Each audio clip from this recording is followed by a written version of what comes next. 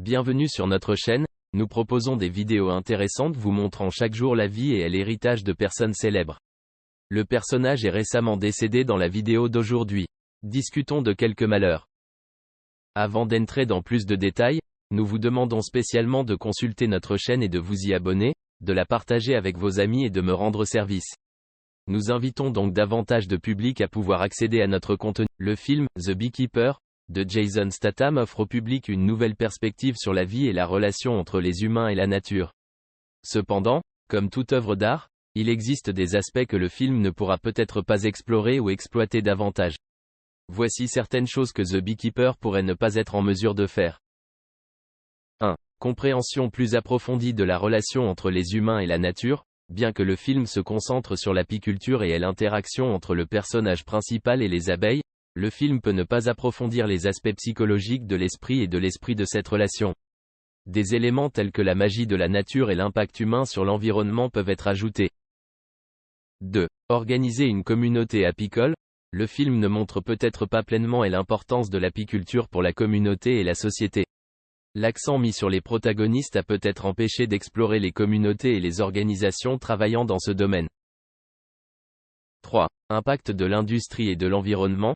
Le film peut ne pas montrer pleinement l'impact négatif de l'industrie et des changements environnementaux sur l'apiculture et la survie de cette espèce. Créer un contexte plus large sur le plein air et la menace qui pèse sur la nature aurait pu rendre le film plus profond. 4. Variété dans l'histoire. Bien que le film se concentre sur le personnage principal et son parcours dans l'apiculture, des histoires secondaires supplémentaires et des personnages secondaires auraient pu être ajoutés pour rendre l'histoire plus intéressante et plus riche. 5. Solutions et messages positifs. Le film peut fournir davantage de solutions et de messages positifs sur la protection de l'environnement et le soin de la vie des espèces. Créer des situations et des solutions pratiques peut transmettre un message plus positif au public. En conclusion, même si The Beekeeper de Jason Statham a mis en lumière un aspect important de la vie et de la relation entre l'homme et la nature, il reste encore des aspects et des éléments que le film n'a pas encore pu explorer ou développer pleinement. L'accident survenu sur le tournage de The Expendables 3 était un incident dangereux et effrayant, mais aussi un témoignage de la chance et de l'excellente compétence de Jason Statham.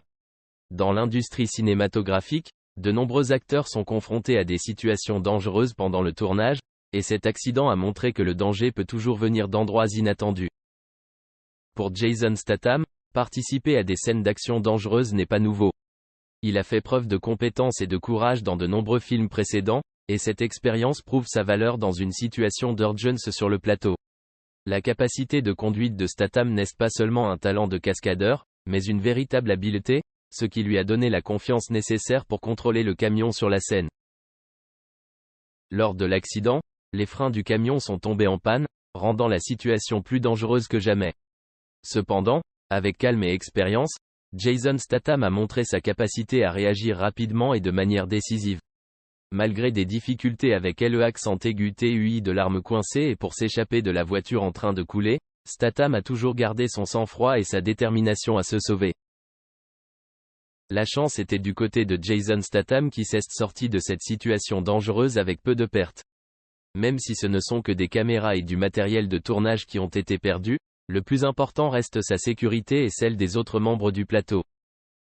L'accident survenu sur le tournage de The Expendables 3 a mis en évidence le professionnalisme et la patience de Jason Statham, ainsi que le fait que l'industrie cinématographique n'est pas toujours aussi innocente et idéaliste qu'on le prétend souvent à l'écran.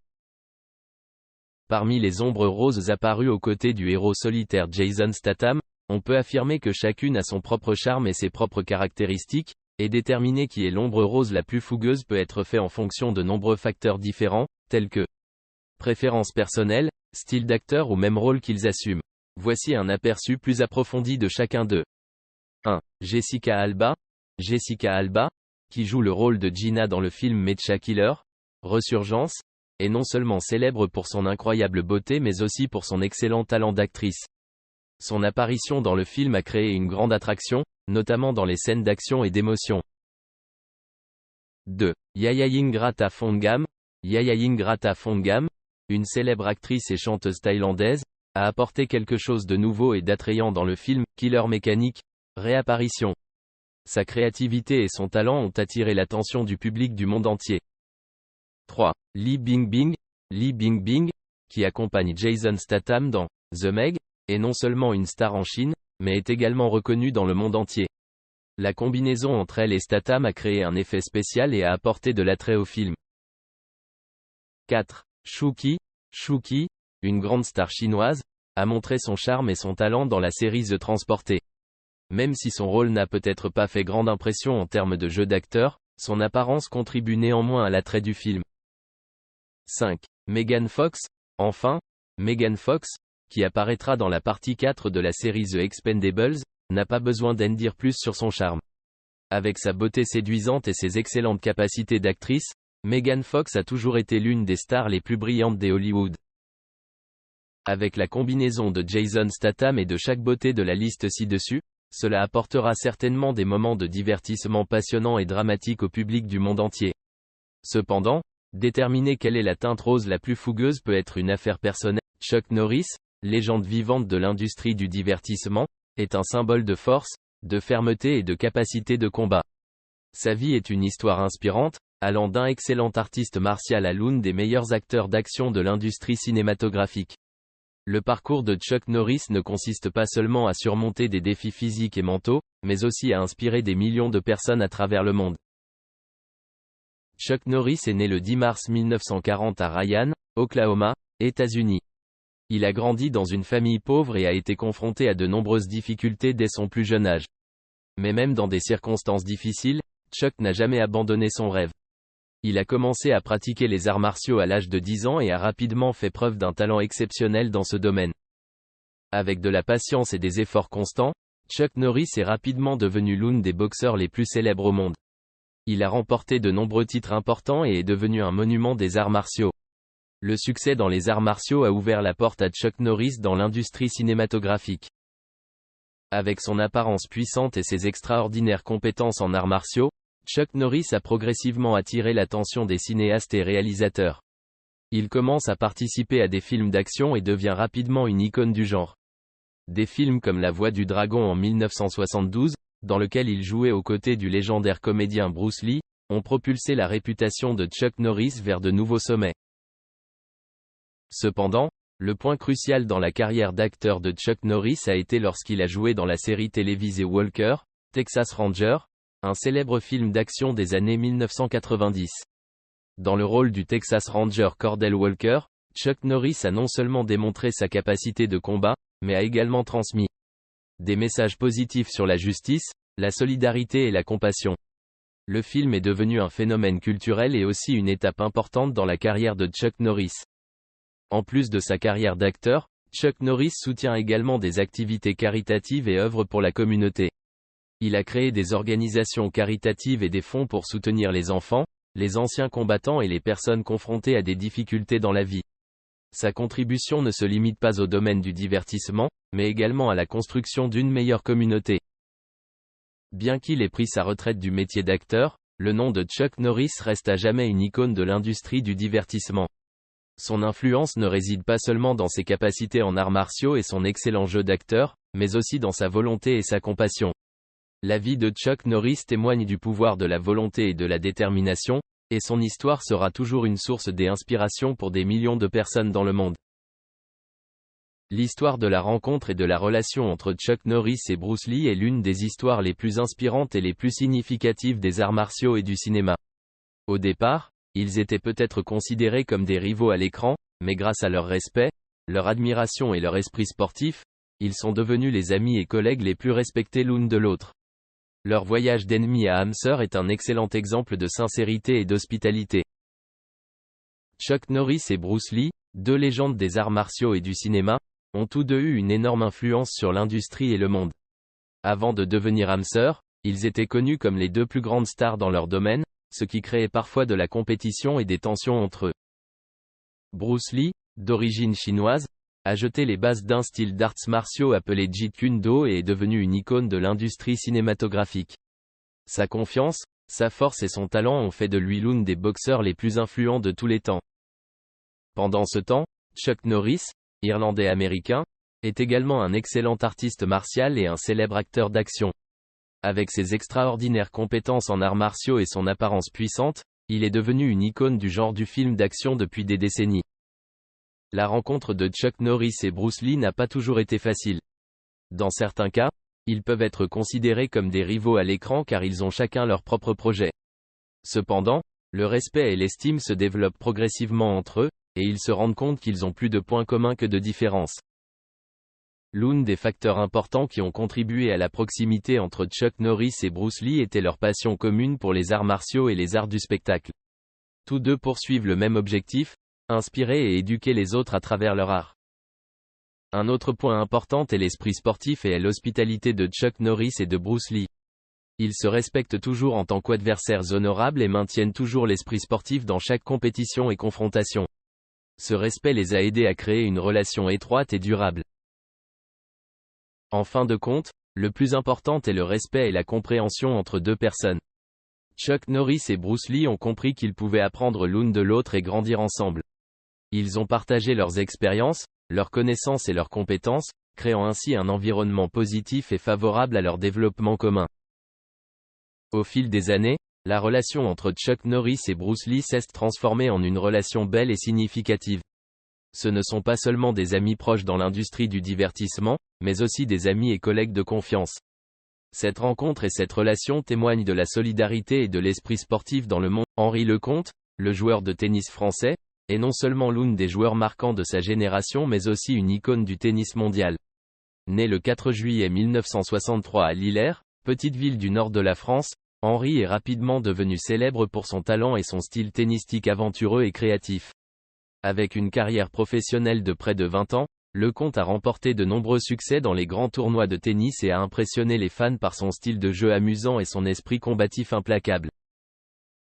Un début passionnant. Henri Lecomte a débuté sa carrière dans le tennis professionnel au début des années 1980. Il s'est rapidement fait remarquer par son style de jeu aventureux, créatif et parfois même imprévisible. Cela l'a aidé à devenir l'un des joueurs de tennis les plus célèbres de sa génération.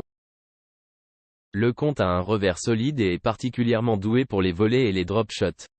Il a fait preuve d'une excellente flexibilité et technique sur le court de tennis, et ses beaucoup attirent toujours l'attention du public. Réalisation sur le terrain. Henri Lecomte a connu de nombreuses réalisations notables au cours de sa carrière. Il a remporté plusieurs titres en simple et en double lors de tournois majeurs et a également atteint des positions élevées dans le classement mondial. À Wimbledon, l'un des tournois de tennis les plus importants et les plus anciens au monde, Lecomte a atteint les demi-finales du simple messieurs en 1986, lorsqu'il a perdu le match contre Ivan Lendl. C'est l'un de ses records personnels impressionnants lors de ce tournoi. En 1988, Lecomte se qualifie pour les demi-finales du simple messieurs à Roland-Garros, l'un des tournois où il a toujours impressionné par son talent et son style de jeu exceptionnel. Il a atteint la 5e place du classement mondial en simple masculin la même année. De plus, Lecomte a également des réalisations incroyables en double masculin. Il a remporté de nombreux titres en double lors de tournois importants et a déjà atteint la 6e place du classement mondial du double masculin. Style de jeu de tennis spécial. La particularité d'Henri Lecomte ne vient pas seulement de ses réalisations mais aussi de son style de jeu unique et attrayant. Lecomte n'est pas seulement un excellent athlète, mais aussi un artiste du tennis qui sait captiver le public avec ses jeux colorés et calculés. Le style de jeu de Lecomte est souvent libéral et créatif, avec de nombreuses volées et tirs tombés surprenants. Il a toujours des mouvements et des mouvements imprévisibles, ce qui fait que les adversaires et les téléspectateurs ne savent jamais à l'avance ce qu'il fera ensuite. Carrière après la retraite. Après s'être retiré de la compétition professionnelle, Henri Lecomte continue de rester dans l'industrie du tennis en tant que critique sportif et analyste de télévision. Il participe également régulièrement à des événements et à des tournois de tennis, contribuant ainsi à rapprocher le sport de la communauté. De plus, Lecomte a également participé à de nombreuses activités caritatives et a œuvré pour aider les personnes en difficulté. Il a toujours souligné l'importance sociale du tennis et a consacré une grande partie de son temps et de son énergie à soutenir des œuvres caritatives et des projets sociaux. Influence et héritage. Henri Lecomte n'est pas seulement un célèbre joueur de tennis mais aussi un symbole de créativité et de style dans le tennis. Son style de jeu unique a captivé des millions de fans à travers le monde et a laissé une profonde impression dans l'histoire du sport. L'héritage des Henri Lecomte ne réside pas seulement dans les titres et les records qu'il a établis au cours de sa carrière de joueur, mais aussi dans la grande influence qu'il a laissée sur la communauté du tennis et sur la société en général. Il est un monument du tennis français et un symbole de passion et d'effort infatigable. Henri Lecomte, l'un des grands noms du tennis mondial, est non seulement célèbre pour son talent et ses succès sur le court mais aussi pour ses émotions profondes en dehors de la vie professionnelle. Les sentiments des Henri Lecomte ont ajusté et influencé non seulement sa carrière mais aussi sa vie personnelle et ses relations avec son entourage. Dans ce passage, nous explorons les sentiments particuliers des Henri Lecomte, de sa passion et de son dévouement pour le tennis aux relations et amitiés de la vie quotidienne. L'enfance est le début de la passion. Henri Lecomte est né le 4 juillet 1963 à Lillers, France. Dès son plus jeune âge, il a montré sa passion et son talent dans son sport. La première inspiration des Henri pour le tennis est venue de petits matchs à la maison et de regarder des joueurs célèbres sur les écrans de télévision. Dès son plus jeune âge, Henri a fait preuve d'un grand dévouement et d'un grand engagement envers son sport. Il passait de nombreuses heures chaque jour à s'entraîner et à améliorer ses compétences sur le court de tennis, faisant preuve de détermination et de patience depuis son adolescence. Carrière et réussite au tennis. Avec de la persévérance et des efforts constants, Henri Lecomte devient rapidement un joueur célèbre et reconnu dans le monde du tennis. Son talent l'a aidé à remporter de nombreux titres et succès au cours de sa carrière, des tournois nationaux aux tournois internationaux du Grand Chelem. L'un des moments les plus mémorables de la carrière de tennis d'Henri Lecomte a été lorsqu'il a atteint les demi-finales du simple messieurs à Wimbledon en 1986. Ce fut l'une de ses plus nobles réalisations lors de ce prestigieux tournoi. Cela a contribué à se faire un nom dans le monde du tennis. Non seulement il a réussi sur le court, mais Henri Lecomte a également impressionné les fans et la communauté du tennis par sa douce personnalité et son noble esprit sportif. Il a toujours été connu pour son fort esprit de confrontation et son respect envers ses adversaires et ses collègues. Amour pour le tennis. L'amour d'Henri Lecomte pour le tennis n'est pas seulement un enthousiasme et une passion mais aussi une partie indissociable de sa vie. Le tennis n'est pas seulement un sport mais aussi une partie de l'identité et de l'honneur d'Henri. Pour Henri Lecomte, le tennis n'est pas seulement un métier ou un hobby mais aussi une passion profonde, source d'encouragement et d'énergie positive au quotidien. Il est toujours à la recherche des opportunités pour jouer au tennis et montrer ses compétences sur le terrain. L'affection d'Henri Lecomte pour le tennis se manifeste également à travers son engagement et sa contribution au développement de ce sport. Il soutient toujours les programmes de formation et de développement du tennis pour les jeunes talents et soutient toujours les activités et événements de tennis à travers le monde. Relations et amitié. Outre son amour pour le tennis, Henri Lecomte entretient également des relations et amitiés particulières dans sa vie personnelle. Il valorise et apprécie toujours ses relations et consacre du temps et de l'énergie à les entretenir et à les développer. La famille est un élément indispensable dans la vie d'Henri Lecomte.